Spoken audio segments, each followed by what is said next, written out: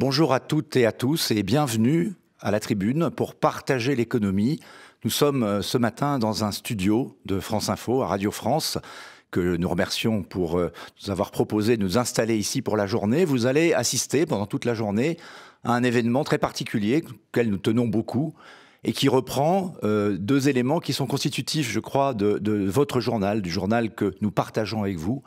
Un engagement très fort. La Tribune est un journal qui se veut engagé, pas militant, mais engagé pour l'économie, pour donner du sens à l'économie. C'est pour ça que nous avons intitulé cet événement « Engagement et RSE, le temps des actes ». Et aussi parce que ça marque un anniversaire pour la Tribune. Votre journal a 36 ans. Il s'est doté, s'inspirant sans doute, on en parlera avec lui, du rapport Nota-Sénard, donc avec Jean-Dominique Sénard qui sera là tout à l'heure, s'inspirant de la nécessité de se doter d'une raison d'être. Nous avons une raison d'être, c'est de partager avec vous l'économie, partageons l'économie, parce qu'il faut donner du sens et à l'observation de l'époque et du monde tel qu'il change. Ces débats qui vont se succéder tout au long de la journée seront diffusés bien sûr en direct sur latribune.fr, comme vous pouvez le regarder, ainsi que sur nos réseaux sociaux. Et ils seront également rediffusés en replay sur la Tribune et également sur Spotify. Voilà, donc nous innovons et nous essayons de basculer également au-delà du monde de l'écrit, dans le monde de la voix et du son, qui sont la révolution, nous le pensons, de cette époque. Alors nous avons réuni un très très beau plateau pour cet événement sur la thématique des changements finalement de la crise post-Covid. Est-ce qu'il va y avoir un monde d'après pour le capitalisme? Quels sont les changements que vous, salariés, que vous, chefs d'entreprise dans toute la France, avez connus et quels sont ceux que vous allez connaître? On le sait, il y a énormément de transitions en cours, transition digitale, transition écologique, Green Deal, tout ce qui va se passer, c'est quasiment une nouvelle révolution industrielle. Et pour en parler, il faut le faire en ayant le sens, effectivement, de ces transformations, le sens humain de ces transformations, parce que sinon, ça n'a pas de sens. L'économie, ce n'est pas que le profit, en tout cas, c'est une des convictions, parce que votre journal, c'est également un journal qui a des convictions.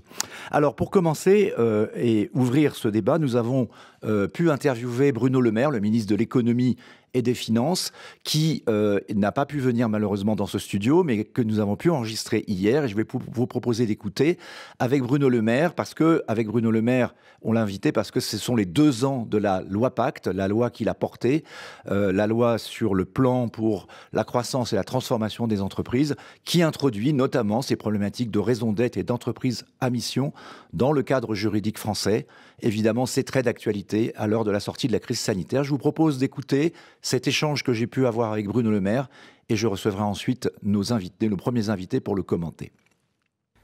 Bonjour Monsieur le Ministre. Bonjour Philippe Pavillet. Merci beaucoup de nous recevoir au Bercy Lab pour tenir cet engagement que vous aviez pris d'inaugurer le forum qu'organise la Tribune ce jour. RSE, le temps des actes, le temps des preuves. C'est notre forum annuel sur l'économie et il tombe, c'est un hasard évidemment des temps, l'anniversaire des 2 ans de la loi Pacte que vous avez portée. Et ça sera ma première question. Je voudrais vous demander, sur ces 2 ans de la loi Pacte, de finalement repartir, vous qui êtes un littéraire, avec cette formule de Victor Hugo. Rien n'est plus puissant qu'une idée qui vient à son heure. Est-ce que vous avez eu le sentiment, avec cette loi Pacte, d'avoir une idée qui vient à son heure, alors qu'après la pandémie, on en parle beaucoup, il faut réinventer les modèles économiques, le capitalisme peut-être, si ce n'est pas un trop grand mot? Je pense même que c'est une idée qui est venue peut-être un peu avant l'heure et qui a été confirmée effectivement par la pandémie. On voit bien qu'à la sortie de cette crise, tous nos compatriotes, et je pense aussi beaucoup d'Européens, aspirent à ce que j'ai appelé un nouveau capitalisme. C'est un capitalisme qui ait du sens, un capitalisme qui lutte contre les inégalités, qui garantisse l'égalité entre les femmes et les hommes, et surtout qui ne se fasse pas au détriment de la planète. Ça, c'était tous les objectifs qui étaient exprimés dans la loi Pacte, avec le principe de la raison d'être, qui nous a valu des déluges de critiques sur les sociétés à mission. Il y a aujourd'hui 166 sociétés à mission qui ont été créées. Mais l'intuition, celle qu'on a portée avec d'autres, celle qu'on a portée avec Nicole Notat, avec Jean-Dominique Sénard, qui avait fait tous les deux un rapport tout à fait remarquable, c'est de dire le capitalisme doit changer d'orientation. Le profit pour le profit, c'est fini. Les gens n'en veulent plus. La création de richesses, mais au détriment de la planète, c'est impossible. C'est une impasse. Donc il faut qu'on invente un autre modèle, un capitalisme, une fois encore, qui soit plus respectueux de la planète, qui n'épuise pas les ressources, qui garantisse l'égalité entre les femmes et les hommes. Et pour ça, les entreprises ont le rôle essentiel à jouer. C'est ça le sens de ces entreprises à mission et de la raison d'être. Alors, le problème, c'est que la RSE parfois se heurte au PSE. On vit une période, pardon pour la formule, mais elle était facile, on vit une période économique qui va rester compliquée. Vous l'avez dit d'ailleurs, il faut être lucide. On espère une reprise économique cette année, vous pourrez nous en dire quelques mots, mais en même temps, on sait bien qu'avec la fin d'un certain nombre d'aides, des entreprises fragiles risquent de connaître des difficultés. D'autres sont déjà en cours de restructuration. Vous citiez Jean-Dominique Sénard, il est l'un des porte-drapeaux de la RSE, il a fait le rapport et pourtant, chez Renault, il sait qu'il doit restructurer. Il nous en parlera d'ailleurs tout à l'heure. Donc comment concilier et vaincre le scepticisme naturel des gens qui vont dire vous nous pipotez avec cette histoire? Je pense qu'il ne faut pas concilier. Il faut arriver à dépasser cet obstacle. Il faut arriver à penser les choses autrement. Ceux qui pensent que parce qu'il y aura moins d'écart de rémunération entre les salariés et les dirigeants d'entreprise, ce n'est pas bon pour l'économie, font une erreur fondamentale. Je pense au contraire, et ça fait partie de la question de la raison d'être, que réduire les écarts salariaux entre les salariés les plus modestes d'une entreprise et ceux qui dirigent l'entreprise, c'est créer de la cohésion dans l'entreprise et c'est avoir une entreprise beaucoup plus performante, avec des salariés beaucoup plus engagés, permettre aux salariés d'occuper une place plus importante dans le conseil d'administration. C'est une idée que nous avons portée et traduite dans Pacte. Mais c'est bon pour l'entreprise. Enfin, les salariés ne sont pas les adversaires de l'entreprise. Ils apportent leur regard, leurs propositions. Défendre l'égalité entre les femmes et les hommes, qui est un des grands combats que je lis depuis le début de mon mandat ici à Bercy. Enfin, qui peut contester que ça va améliorer le fonctionnement de l'entreprise, améliorer les performances de l'entreprise, améliorer la créativité de l'entreprise? Moi, je soutiens totalement la proposition de loi qu'a portée la députée Marie-Pierre Rixain, qui vise à avoir 30% de femmes dans les instances dirigeantes d'une entreprise en 2027 et 40% en 2030, c'est des quotas. Ben moi, je suis pour des quotas de femmes, parce que sinon, on n'y arrivera pas. Et qu'il faut être volontariste sur ce sujet, parce que c'est bon, évidemment, pour ce principe d'égalité femmes-hommes qui est au cœur de nos engagements politiques, mais c'est bon pour l'économie aussi. Qui peut contester qu'associer davantage les salariés aux résultats, avec des accords d'intéressement ou des accords de participation, c'est bon pour l'entreprise? Et enfin, un dernier point qui est absolument fondamental pour les décennies à venir, je dirais même pour le siècle à venir. Il n'y a pas d'opposition entre la protection de l'environnement et la réussite économique. C'est même exactement le contraire. Il n'y aura pas de réussite économique pour les entreprises qui ne s'engagent pas dans le respect de l'environnement. Une banque qui aujourd'hui va continuer à financer des usines à charbon, elle est morte. Une entreprise qui ne ferait pas évoluer ses conditions de fabrication pour respecter l'environnement, elle est morte. Une entreprise de l'industrie agroalimentaire qui continuerait à accélérer la déforestation en Amazonie, elle est morte. Tout simplement parce que les consommateurs n'en voudront pas de ces produits. Les clients n'en voudront pas. Donc ce n'est pas simplement qu'il faut concilier comme si c'était un aménagement, c'est être ambitieux pour cette nouvelle économie et ce nouveau capitalisme. Alors Bruno Le Maire, vous vous souvenez sans doute, au XXe siècle, Michel Albert avait fait une définition qui était le capitalisme rénant, qu'il opposait au capitalisme anglo-saxon. Aujourd'hui, ce que vous portez, finalement on appelle ça le capitalisme responsable, vous avez peut-être un autre mot, mais il résume bien ce que vous venez de dire. Ce capitalisme responsable, il ne peut pas être celui d'un seul pays. Le combat de la France, même s'il est très glorieux et très intéressant et très noble, il faut aussi que ce soit le combat, je dirais, de plusieurs pays, et notamment celui de l'Europe. Aujourd'hui, l'Europe porte un Green Deal, mais également, sur la question climatique, mais également un certain nombre de textes que vous portez ici dans ce ministère avec Olivia Grégoire, des textes qui vont essayer de traiter cette question de la performance extra-financière, cette question de la RSE, justement, comment la traduire en normes. Est-ce que l'Europe peut réussir à être finalement celle qui va définir les règles du jeu de ce capitalisme responsable? Alors d'abord, c'est ce que j'appelle le modèle européen de capitalisme. Qu'est-ce que l'Europe a à dire au monde pour les décennies qui viennent? Elle a apporté un modèle européen de capitalisme.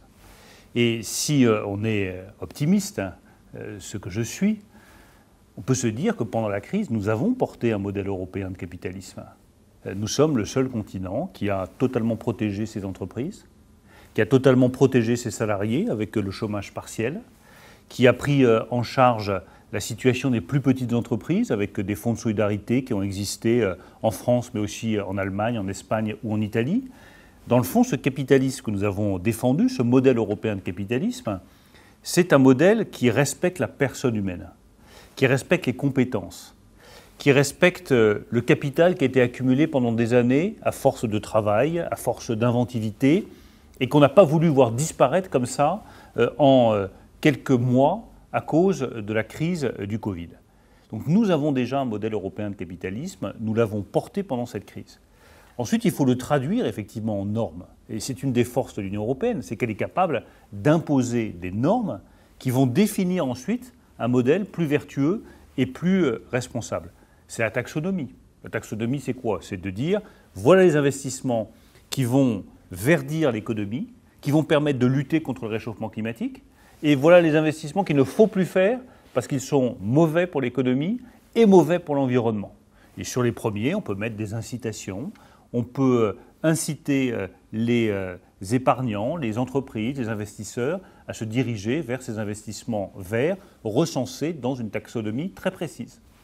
Les normes, c'est mettre en place une taxe carbone aux frontières, en disant voilà, on impose à nos entreprises des investissements pour décarboner la production d'acier ou la production de ciment, mais en échange, on leur garantit que l'acier ou le ciment importé de Chine ou d'ailleurs, qui ne respecte pas les mêmes règles environnementales, sera taxé.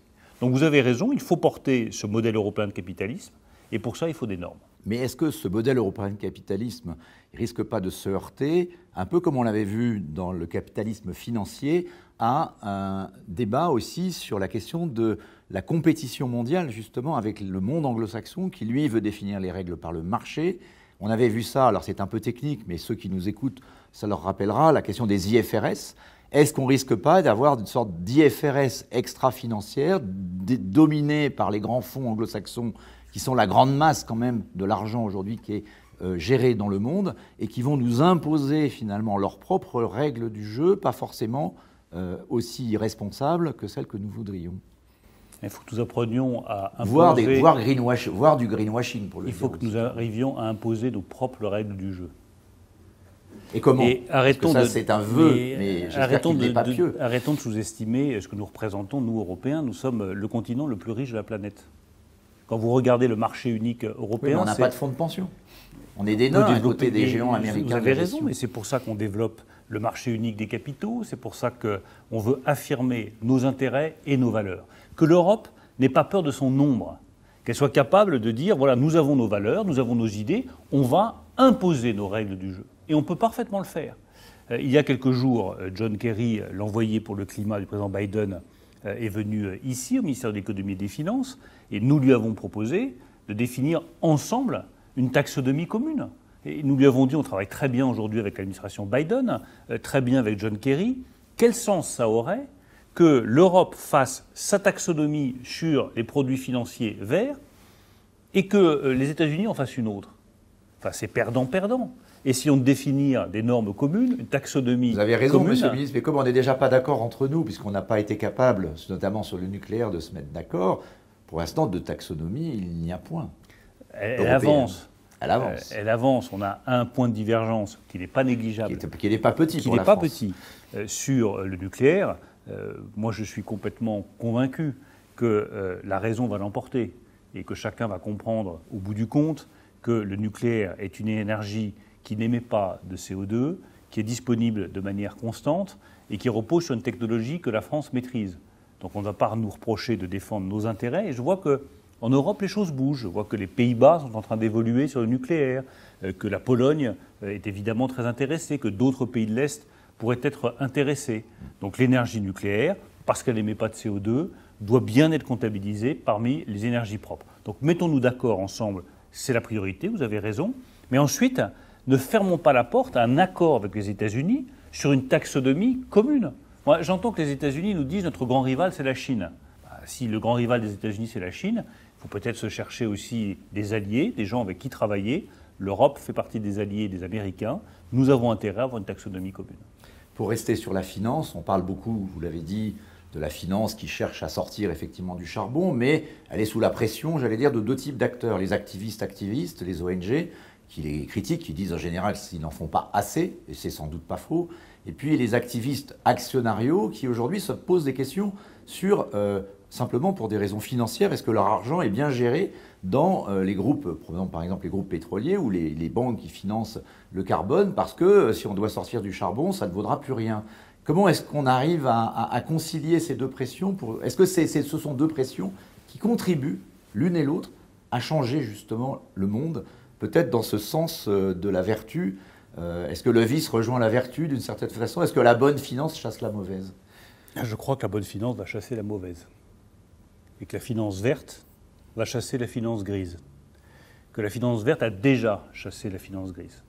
Sous la pression, vous avez raison, des ONG, elles jouent leur rôle, évidemment, qui est très important quand on est membre d'un gouvernement, acteur politique, d'avoir des gens qui vous critiquent, qui contestent, qui disent que ce n'est pas suffisant. On a besoin d'être comme ça, mis sous tension. Parce que sinon, on se repose, on dit bon, allez, ça suffit, on ne va pas plus loin. Il faut des gens pour vous dire il faut aller plus loin, il faut progresser. Après, il y a des choses qui sont possibles, d'autres qui ne le sont pas, des choses qui économiquement sont raisonnables, d'autres qui se solderaient par trop de destruction d'emplois. Donc c'est à nous ensuite d'arbitrer. Mais les ONG jouent un rôle fondamental et un rôle positif pour nous inciter à faire mieux. Du côté des actionnaires, moi je serais aujourd'hui un gros actionnaire avec beaucoup d'argent à placer, entre un fonds d'investissement qui me dirait voilà, moi j'ai mis tout mon argent sur la création de nouvelles centrales à charbon, parce que c'est ce qui est immédiatement disponible, ça marche bien, ça tourne, et vous allez en avoir pour votre argent. Et un fonds d'investissement qui me dirait, nous on va investir dans l'hydrogène, parce que dans moins de 10 ans, il y aura des avions hydrogène, il y a déjà des trains à hydrogène, il y a déjà des bus à hydrogène, et c'est ça aujourd'hui l'énergie du futur. Je peux vous dire que je choisirais plutôt le second investisseur que le premier. Une conclusion, est-ce que ce terme de Big Reset qui a été employé par le monde de Davos, vous le reprenez à votre compte et comment, en une phrase, vous le redéfinisseriez-vous, cette époque, cette transition dans laquelle on rentre après la pandémie? On n'est pas tout à fait sorti, mais on est en tout cas sur le bon chemin. Alors certainement pas Big Reset parce que je déteste les anglicismes et que la langue française a suffisamment de mots appropriés pour ne pas prendre des mots anglais. Mais nous sommes dans une phase de réinvention du modèle économique complète. Et nous vivons une révolution économique aussi importante que celle qu'on a connue avec la révolution industrielle du 19e siècle. La révolution industrielle du 19e siècle, c'est des machines qui exploitent la planète pour produire du profit. Ça a très bien fonctionné pendant un siècle. Aujourd'hui, c'est une nouvelle révolution à laquelle on assiste, une révolution environnementale. Comment utiliser au mieux les ressources de la planète en les préservant pour garantir notre bien commun, notre santé, notre nourriture, notre alimentation, notre vie en commun. C'est un défi exceptionnel.